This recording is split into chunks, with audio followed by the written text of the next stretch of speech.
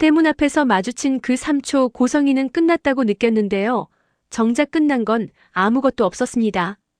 대문 앞에선 겨울 공기보다 더 차가운 침묵이 먼저 내려앉아 있었어요. 고성이는 자신의 차에서 내리고 동시에 지은호가 탄 택시가 멈추는데 그것을 본 고성이가 눈살을 찌푸립니다. 그때 박성재의 차가 그대로 정문을 통과하려다 두 사람을 보고 멈췄습니다. 세 사람의 시선이 한순간에 얽혔는데 그 얽힘이 단순한 어색함이 아니라 들켰다는 당혹감에 휩싸인 고성이는 순간 경악했습니다. 애써 고성이는 겉으로는 웃으려 했지만 눈동자가 먼저 흔들렸어요. 지은호가 여기까지 따라온 이유를 박성재가 물어보면 그 다음은 줄줄이 연결될 수밖에 없었거든요. 정순이 식당, 협박, 한우진, 간 공여, 쌍둥이, 그리고 버려진 딸이라는 말까지요. 고성이는 그 단어들이 공중에 떠오르는 순간 자신이 쌓아 올린 30년짜리 벽이 한꺼번에 무너질 수 있다는 걸 압니다. 박성재가 먼저 입을 열었습니다. 지은호, 너 여기서 뭐 해? 지은호는 순간 숨이 막혔어요. 지은호는 원래 해맑고 직진형인데 지금은 직진할 수 없는 순간이었습니다. 지은호는 고성이를 쳐다보지 않으려고 했는데 그럴수록 고성이가 더 빠르게 끼어들었습니다. 성재야, 별일 아니야. 내가 급한 확인할 게 있어서 잠깐 만났어. 고성이는 내가라는 주어를 강조했어요. 지은호가 주도권을 잡는 걸 막으려는 습관적인 반사였죠. 박성재는 그 반사가 낯설지 않았습니다. 고성이는 늘 상황의 주어를 자기로 바꾸는 사람이었거든요. 박성재는 그걸 눈치채면서도 감정을 바로 꺼내지 않았어요. 오히려 더 조용히, 더 정확하게 묻습니다. 확인? 뭘 확인해? 고성이의 목 뒤가 순간 뻣뻣해졌습니다. 고성이는 박성재가 집안에서 늘 적당히 선을 긋고 살았던 아들이라는 걸 잘 알고 있어요. 그래서 고성이는 아들이 이런 식으로 추궁하는 톤을 쓰는 게 너무 낯설고 동시에 너무 무서웠습니다. 지은호가 결국 입술을 열었습니다. 선배 죄송해요. 제가 여기까지 온 건 이사장님이 우리 엄마 가게까지 오셔서. 가게? 박성재의 눈썹이 아주 미세하게 올라갔어요. 박성재는 그 단어가 싫었습니다. 가게는 누군가의 삶이고 생계인데 고성이 입에서 가게는 늘 협박의 배경이 되니까요. 고성이는 급하게 말을 더 씌웁니다. 은호가 오해했어. 내가 그냥 예의상 인사하러 갔다가 말이 세게 나갔나 봐. 지은호가 참았던 분노가 목 끝까지 올라왔습니다. 지은호는 원래 책임감이 강해서 상대를 난처하게 만들기 싫어하는 사람이거든요. 하지만 오늘은 달랐어요. 정순이 식당에서 고성이는 한 달 안에 문 닫게 할 수 있다는 말을 너무 쉽게 했고 그때 식당 안에는 동생 강호도 있었습니다. 지강호는 다 들었습니다. 지강호는 옛날 같았으면 그냥 빈정대고 말았을 텐데 지금의 지강호는 누나 편에 서기로 결심한 사람이었죠. 지은호가 억지로 목소리를 눌렀습니다. 오해 아니었어요. 이사장님은 문 닫게 할 수 있다고 하셨어요. 그 말이 나오는 순간 고성이는 박성재의 눈빛이 달라지는 걸 느꼈습니다. 박성재의 눈빛은 회사에서 부하 직원을 보는 눈빛이 아니라 가족에게 처음으로 거리를 다시 재는 눈빛이었어요. 고성이는 그 눈빛이 너무 싫었습니다. 고성이는 누군가 자기에게 거리를 두기 시작하면 그 다음은 통제가 안 된다는 걸 압니다. 그래서 고성이는 바로 다음 수를 선택합니다. 대화 장소를 바꾸기. 성재야, 들어가자. 밖에서 이런 얘기하면. 박성재는 고성이를 끊었습니다. 지은호, 너 오늘 누가 같이 있었어? 식당에. 지은호는 잠깐 멈칫했는데요. 그 멈칫이 박성재에게는 더 큰 확신이었습니다. 지은호는 결국 말합니다. 엄마와 동생 강호요. 제 동생. 그때 같이 있었어요. 박성재가 고개를 끄덕였습니다.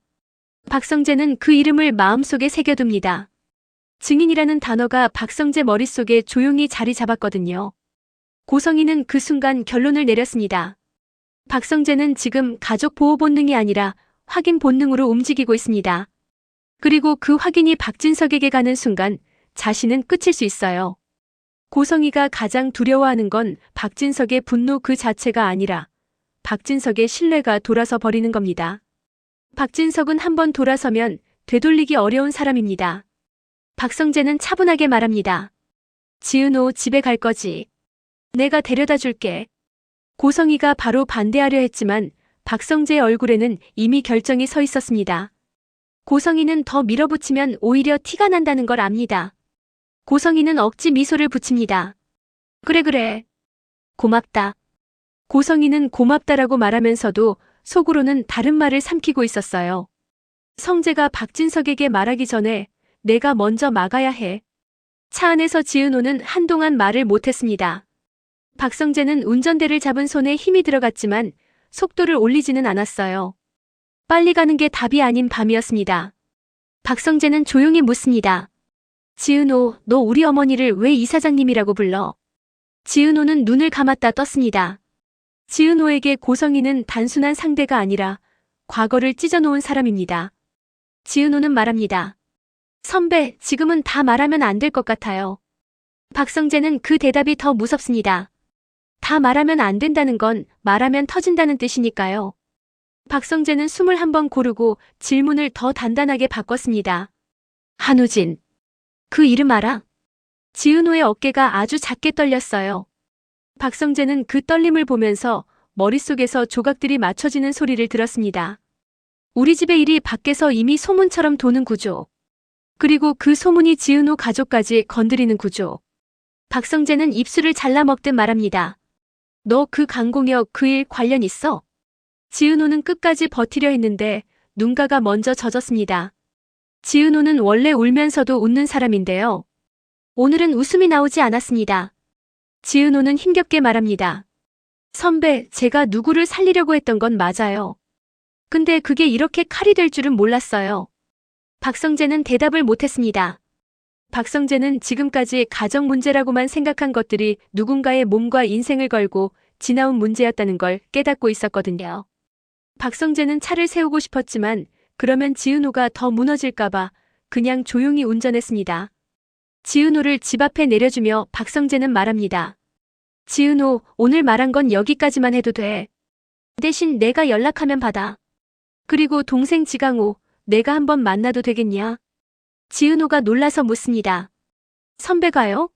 왜요? 박성재가 낮게 답합니다. 확인해야 돼. 그래야 누군가를 지킬 수 있어. 지은호는 그 말이 이상하게도 무서우면서도 조금 안심이 됐습니다. 박성재는 차갑게 보이지만 한번 지키기로 마음먹으면 끝까지 가는 사람이니까요. 집으로 돌아온 박성재는 현관문을 열자마자 공기가 다르다는 걸 느꼈습니다. 이 집은 원래도 따뜻한 집이 아니었는데요. 요즘은 말이 없는 집이 됐습니다. 박진석은 거실에서 신문을 펼쳐놓고 있어도 사실은 글자를 보는 게 아니고 집의 분위기를 듣고 있었습니다. 고성이는 늘 고분고분하고 격식 있는 아내처럼 움직였고 박진석은 그걸 가정을 잘 굴리는 방식이라고 믿어왔습니다. 그런데 이상하게도 요즘은 그 믿음이 편치 않았습니다. 박진석은 툭 던지듯 묻습니다. 너 오늘도 늦네. 뭐 있었냐? 박성재는 대답을 바로 하지 못했습니다. 박성재는 지금 자기 입을 열면 지은호라는 이름이 튀어나올 것 같았거든요. 박성재는 아버지 박진석이 지은호를 어떻게 기억하는지도 압니다. 회사에서 성실하고 똑똑한 직원 혹은 본부장의 후배 정도로요. 그런데 그 이름이 고성이의 비밀과 엮이는 순간 박진석의 세계가 흔들립니다. 박성재는 짧게 넘깁니다. 그냥 회사 일이요. 박진석은 그 대답을 믿지 않았습니다. 박진석은 말을 거칠게 하지 않는 대신 묘하게 조용해진 아들을 불편해합니다. 박진석은 속으로 생각합니다. 내가 모르는 일이 왜 이렇게 많아지지? 그때 박영나가 거실을 가로질러 지나가려다 박진석과 눈이 마주쳤습니다. 박영나의 눈빛은 요즘 계속 달라져 있었어요. 예전에 박영나는 네 알겠어요로 모든 걸 덮는 딸이었는데요. 지금의 박영나는 외요가 있는 딸이 되어가고 있었습니다. 박진석은 그 변화가 불편하면서도 한편으로는 묘하게 낯설었습니다. 딸이 커졌다는 감각이 아니라 딸이 내 집에서 숨막혔구나라는 감각이요. 그건 인정하기 싫은 종류의 깨달음입니다. 박진석이 목소리를 낮춰 고성이를 부릅니다. 고성이, 영나 좀 봐라. 요즘 왜 저러냐? 고성이는 바로 자세를 고쳐 앉습니다. 박진석 앞에서 고성이는 늘 완벽한 아내 포지션을 유지해왔습니다. 고성이는 고개를 숙이며 말합니다. 여보, 내가 잘 이야기해 볼게요. 박진석은 그 말이 이상하게 거슬립니다. 잘 이야기해라는 말이 집을 관리하는 말처럼 들리기 시작했거든요. 박진석은 자기도 모르게 더 날카롭게 묻습니다. 이야기? 그게 이야기로 될 일이야? 애가 집 나가겠다고 하잖아. 고성희의 손끝이 잠깐 떨렸습니다. 고성희는 박영나가 집을 벗어나면 박영나가 더 많은 걸 보고 들을까봐 두렵습니다. 그리고 요즘 고성희가 가장 두려운 건 따로 있어요. 박성재가 언제 박진석에게 내 비밀을 터뜨릴까? 고성희는 그 공포가 마음속에 붙어 있어서 영나 문제 하나만으로도 이미 숨이 차 있습니다. 그런데 박진석까지 왜 이렇게 됐냐고 묻기 시작하면 고성희는 버티는 방식이 점점 거칠어질 겁니다. 고성희는 최대한 부드럽게 말합니다. 영나는 원래 예술 쪽 기질이 있었잖아요. 내가. 박진석이 말을 끊습니다. 그 기질을 키워준 게 아니라 눌러온 거 아니냐? 왜 애들이 너를 이렇게 어려워해? 고성희는 순간 말문이 막혔습니다. 애들이 나를 어려워해라는 말은 고성희에게는 위협입니다. 고성희는 아이들이 자기를 두려워하는 게 통제에 도움이 된다고 믿어왔는데요. 박진석이 그걸 불편해하기 시작하면 통제의 기반이 흔들립니다. 박진석은 여기서 멈추지 않습니다. 박진석은 박성재를 향해 시선을 돌립니다. 너도 요즘 왜 그러냐? 영나도 그렇고 너도 그렇고. 너희가 날 피하는 것 같아. 박성재는 속이 철렁 내려앉았습니다. 박성재는 피한 게 아니라 말할 수 없어서 침묵한 건데요. 박진석은 침묵을 반항으로 받아들일 수도 있습니다. 박성재는 억지로 침착하게 말합니다. 피하는 거 아니에요. 아버지. 박진석은 답답해서 웃음을 한번 짧게 내뱉습니다. 그럼 왜 아무 말이 없냐? 집이 왜 이렇게 조용해졌냐? 그 말이 사실은 박진석 자신을 향한 질문이기도 했습니다. 박진석은 그동안 이 집이 격식 있고 고분고분해서 잘 굴러간다고 믿었어요. 그런데 그 잘 굴러감이 결국 부모와 자식 사이의 정을 말라버리게 만든 건 아닌지 박진석도 이제는 어렴풋이 느끼기 시작합니다. 가족이 대화가 아니라 보고로 굴러가는 느낌. 아내는 늘 맞는 말만 하고 아이들은 늘 숨고 집은 늘 정갈한데 이상하게 따뜻하지 않은 집. 박진석은 그걸 인정하기 싫어서 더 단단한 말로 덮으려 합니다. 난 가족이 흐트러지는 꼴 싫다. 영나 문제, 성재 문제 너가 중심 잡아. 고성희는 바로 고개를 숙였습니다. 알겠어요. 여보. 그 알겠어요가 너무 빠르고 너무 익숙해서 박진석은 문득 더 불편해졌습니다. 박진석은 자기 손으로 가정을 잘 세웠다고 생각했는데요. 지금은 그 가정이 말라있다는 걸 느끼기 시작한 겁니다. 그 시각 지은호 집 쪽에서는 지강호가 계속 심상치 않게 움직이고 있었습니다. 고성희가 정순이 식당에서 했던 말이 지강호 귀에 박혀 있었거든요. 지강호는 예전처럼 투덜대지 않았습니다. 지강호는 사람이 바뀌는 순간이 있었고 그 순간 이후 지강호는 눈빛이 달라졌습니다. 지강호는 정순이에게 말합니다. 엄마, 그 여자 다시 오면 나도 가만 안 있어. 누나만 앞에 세우지 마. 정순이는 마음이 아프면서도 한편으로는 안도합니다. 지강호가 철이 든 게 기특해서가 아니라 지은호가 혼자 책임지던 짐이 나눠지기 시작했으니까요. 지은호는 조심스럽게 지강호에게 말합니다. 강호야, 오늘 박성재 선배가 너를 만나고 싶대. 지강호가 눈을 크게 뜹니다. 그 선배가 왜 나를?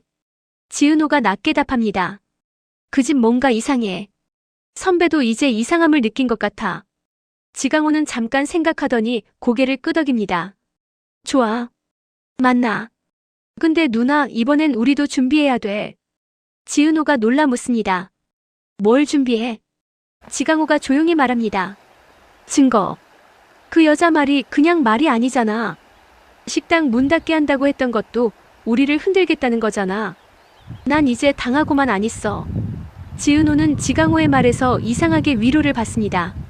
지은호는 늘 내가 해결해야 해로 살았는데요.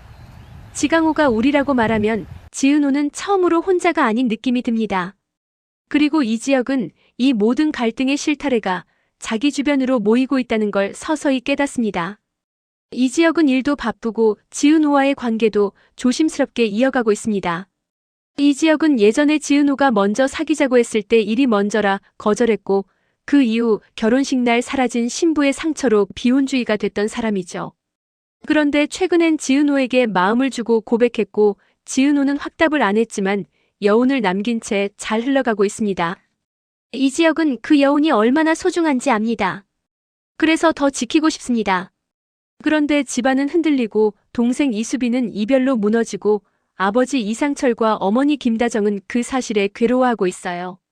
이 지역은 어느 한쪽만 지킬 수 없습니다. 다 지키려면 결국 근본 원인을 봐야 합니다. 이 지역은 지은호에게 묻습니다.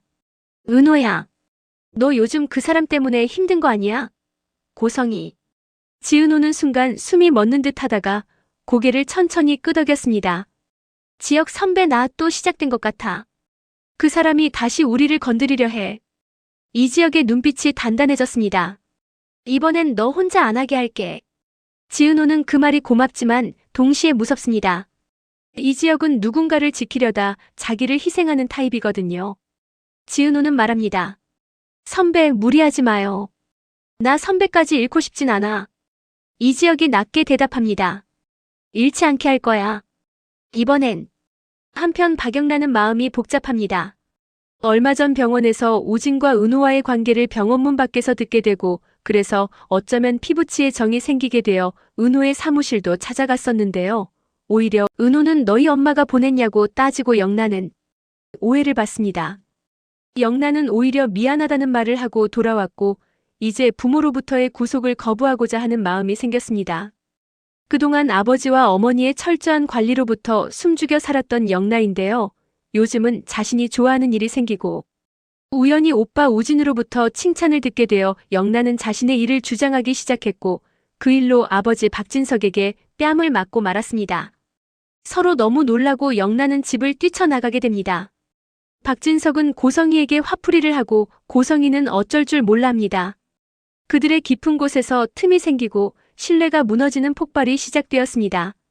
박진석과 고성이가 추구하며 자녀들에게 강요하는 그 가업을 잇는 일이 잘 진행될 수 있을까요? 박진석은 집안의 깊은 내막을 간파할 수 있을까요? 그 사이 성재의 갈등과 고민, 영라의 자신의 일을 위한 투쟁은 성공해서 그 꿈을 이루어 나갈 수 있을까요? 앞으로 이들의 관계와 이어지는 이야기는 후반을 달려갈수록 흥미진진해집니다. 인과응보로 답답한 마음을 풀어줄 수 있는 사이다 결말을 위해 구독, 좋아요, 알람으로 응원해주세요. 메리 크리스마스!